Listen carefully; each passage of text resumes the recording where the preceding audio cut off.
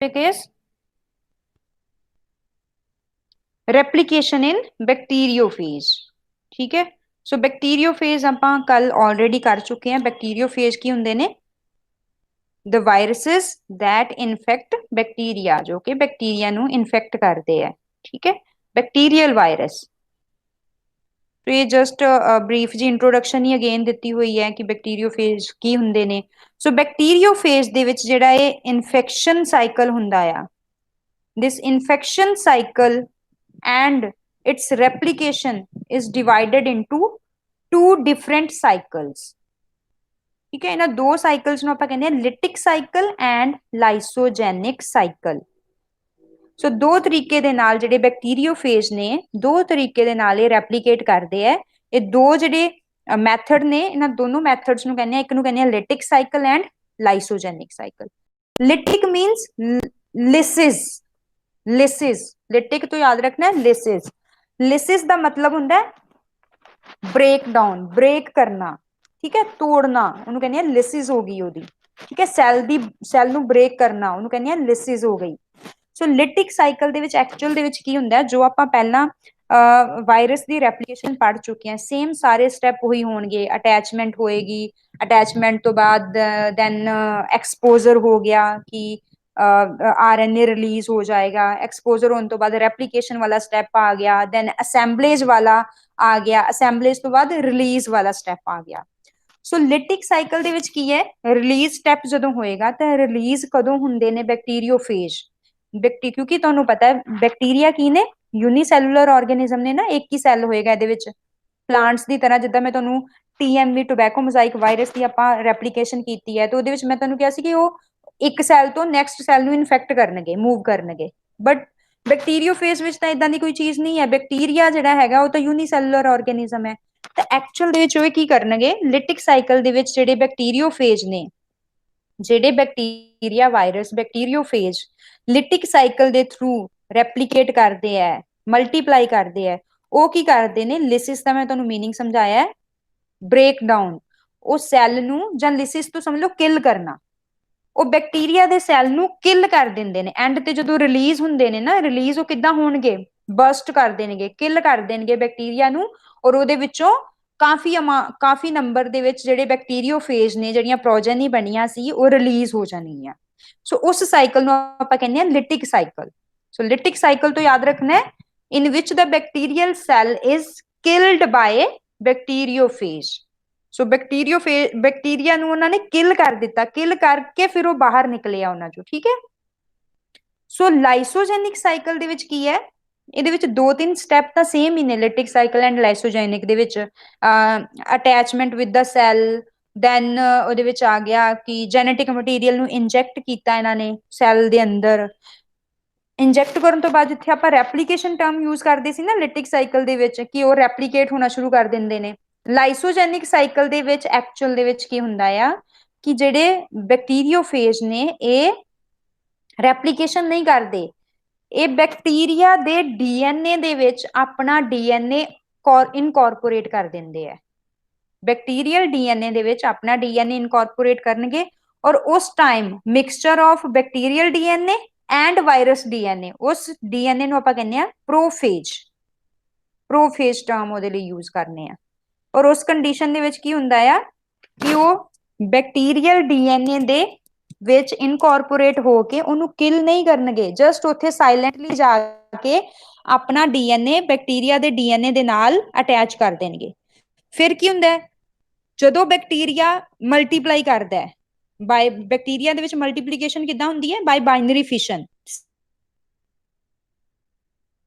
Cell division ਦੇ ਨਾਲ bacteria multiply ਕਰਦੇ ਆ। ਠੀਕ ਹੈ, ਸੈਲ ਡਿਵੀਜ਼ਨ ਦੇ ਨਾਲ ਇੱਕ ਸੈਲ ਤੋਂ बैक्टीरिया ਡਿਵਾਈਡ ਹੋ ਕੇ ਦੋ ਬਣਾਉਂਦਾ ਹੈ, ਦੋ ਸੈਲ ਅੱਗੇ 4, 4 ਤੋਂ 8, 8 ਤੋਂ 16, ਇਹਦਾ ਮਲਟੀਪਲੀਕੇਸ਼ਨ ਹੁੰਦੀ ਹੈ।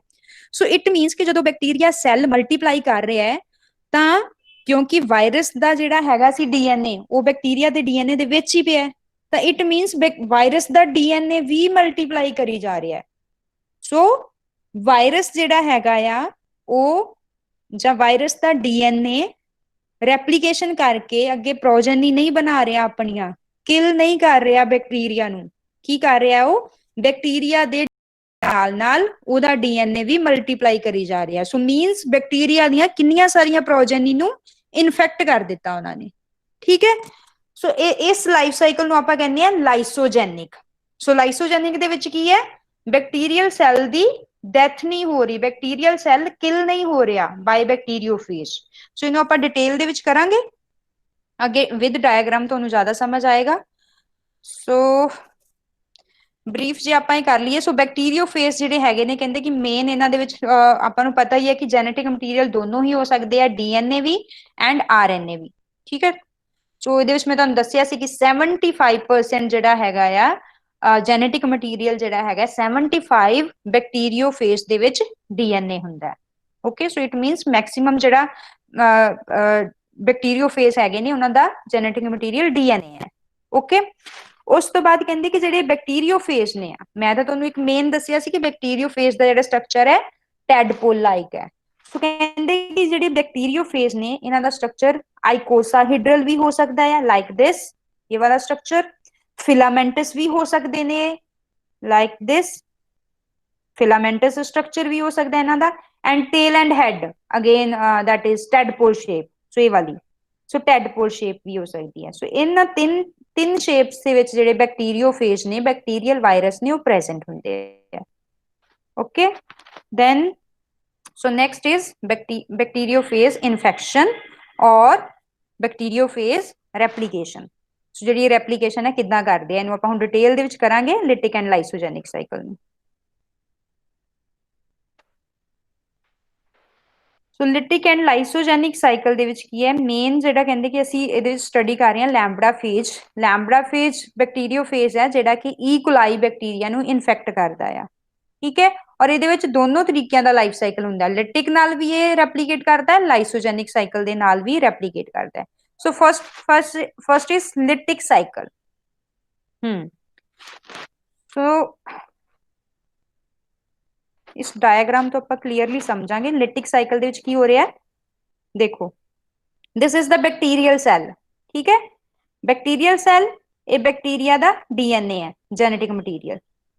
okay, and this is the bacteriophage.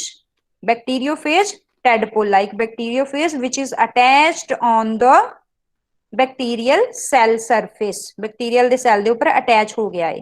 so this step is known as attachment.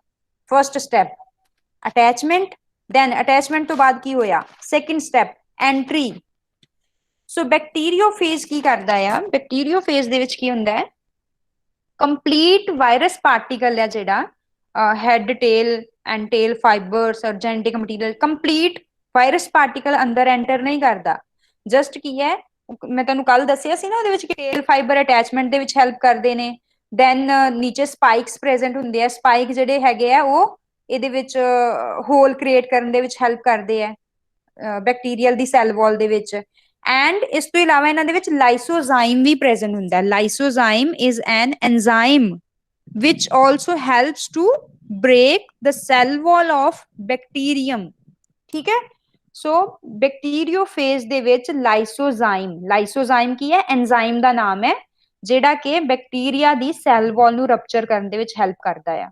ਸੋ ਉਹ ਵੀ ਪ੍ਰੈਜ਼ੈਂਟ ਹੁੰਦਾ ਹੈ। ਸੋ ਉਹਦੇ ਨਾਲ ਸੈੱਲ ਵਾਲ ਰਪਚਰ ਹੋ ਜਾਂਦੀ ਹੈ। ਸੈੱਲ ਵਾਲ ਰਪਚਰ ਹੋਣ ਤੋਂ ਬਾਅਦ ਸੈਕੰਡ ਸਟੈਪ ਆ ਗਿਆ ਐਂਟਰੀ। ਉਸ ਤੋਂ ਬਾਅਦ ਮੈਂ ਤੁਹਾਨੂੰ ਦੱਸਿਆ ਸੀ ਕਿ ਇਹਨਾਂ ਦਾ ਜਿਹੜੀ ਇਹ ਨੈਕ ਹੁੰਦੀ ਹੈ, ਜਿਹੜੀ ਇਹ ਟੇਲ ਹੁੰਦੀ ਹੈ, ਟੇਲ ਕੰਪਰੈਸ ਹੋ ਜਾਂਦੀ ਹੈ। ਕੰਪਰੈਸ ਹੋਣ ਦੇ ਨਾਲ ਕੀ ਹੈ, ਉੱਪਰ ਜਿਹੜਾ ਹੈਡ ਹੈ ਇਹਦੇ ਵਿੱਚ ਸਿਗਨਲ ਪਹੁੰਚਦਾ ਹੈ, ਤਾਂ ਉਹ ਕੀ ਹੈ, ਹੈਡ ਦੇ ਵਿੱਚੋਂ ਜਿਹੜਾ ਤੁਹਾਡਾ ਡੀਐਨਏ ਹੈਗਾ ਆ, ਡੀਐਨਏ ਮੂਵ ਕਰਕੇ ਨੀਚੇ ਬੈਕਟੀਰੀਆ ਦੇ ਵਿੱਚ ਐਂਟਰ ਹੋ ਜਾਏਗਾ। So this step is known as entry of bacteriophage DNA. ਠੀਕ ਹੈ, ਸੋ ਵਾਇਰਸ ਦਾ ਡੀਐਨਏ ਐਂਟਰ ਕਰ ਗਿਆ। Next step is DNA replication and protein synthesis. So third step ਦੇ ਵਿੱਚ ਕੀ ਹੋਏਗਾ ਕਿ ਇਹ ਬੈਕਟੀਰੀਆ ਡੀਐਨਏ ਅੰਦਰ ਐਂਟਰ ਕਰ ਗਿਆ। ਐਂਟਰ ਕਰਨ ਤੋਂ ਬਾਅਦ ਇਹਨੇ ਉਹੀ ਦੋ ਸਟੈਪ ਹੀ ਕਰਦਾ ਹੈ ਇਹ ਮੇਨ, ਜਿੱਦਾਂ ਆਪਾਂ ਟੀਐਮਈ ਦੇ ਵਿੱਚ ਪੜਿਆ ਸੀ ਕਿ ਇਹਨੇ ਰੈਪਲੀਕੇਟ ਕਰਕੇ ਬਾਈ ਯੂਜ਼ਿੰਗ ਹੋਸਟ ਮਸ਼ੀਨਰੀ, ਹੋਸਟ ਦੇ ਬੈਕਟੀਰੀਆ ਦੇ ਰੈਪਲੀਕੇਸ਼ਨ ਮਸ਼ੀਨਰੀ ਯੂਜ਼ ਕਰਕੇ and translation the machinery, protein synthesis ਵਾਲੀ ਜਿੰਨੀ ਮਸ਼ੀਨਰੀ, ਜੋ ਐਂਜ਼ਾਈਮਸ ਇਹਨਾਂ ਨੂੰ ਚਾਹੀਦੇ ਨੇ, ਜਾਂ ਅਮਾਈਨੋ ਐਸਿਡ ਚਾਹੀਦੇ ਨੇ, ਨਿਊਕਲਿਕ ਐਸਿਡ ਚਾਹੀਦੇ ਆ, ਨਿਊਕਲੀਓਟਾਈਡਸ ਚਾਹੀਦੇ ਨੇ, ਜਿੰਨੇ ਐਂਜ਼ਾਈਮਸ ਚਾਹੀਦੇ ਨੇ, ਉਹਨਾਂ ਨੂੰ ਯੂਜ਼ ਕਰਕੇ ਇਹ अपनी प्रोटीन बना रहे हैं और अपने ही जेनेटिक मटीरियल बना रहे हैं। ठीक है।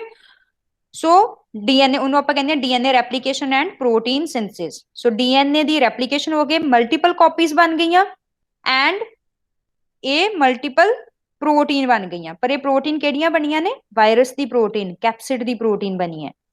Next step is assemblage. So same ਆਪਾਂ ਪੜਿਆ ਸੀ ਇਹਦੇ ਵਿੱਚ ਅਸੈਂਬਲੇਜ ਦੇ ਵਿੱਚ ਕੀ ਹੋਏਗਾ? ਹੁਣ ਜੈਨੇਟਿਕ ਮਟੀਰੀਅਲ ਵੀ ਰੈਡੀ ਹੋ ਗਿਆ ਥਰੂ ਰੈਪਲੀਕੇਸ਼ਨ ਐਂਡ ਪ੍ਰੋਟੀਨ ਕੈਪਸਿਡ ਵੀ ਬਣ ਗਿਆ ਥਰੂ ਟ੍ਰਾਂਸਲੇਸ਼ਨ ਪ੍ਰੋਸੈਸ। ਸੋ ਇਹ ਕੀ ਆ? ਹੁਣ ਅਸੈਂਬਲ ਹੋ ਗਿਆ, ਵਾਇਰਸ ਪਾਰਟੀਕਲ ਕੰਪਲੀਟ ਅਸੈਂਬਲ ਹੋ ਕੇ ਜੈਨੇਟਿਕ ਮਟੀਰੀਅਲ ਅੰਦਰ ਪੈਕ ਹੋ ਗਿਆ ਉਹਨਾਂ ਦੇ। ਪੈਕ ਹੋਣ ਤੋਂ ਬਾਅਦ ਜਦੋਂ ਇਹ ਹੁਣ ਇੱਕ ਵਾਇਰਸ ਤੋਂ ਦੇਖੋ ਕਿੰਨੀਆਂ ਸਾਰੀਆਂ ਪ੍ਰੋਜੈਨੀ ਬਣ ਗਈਆਂ।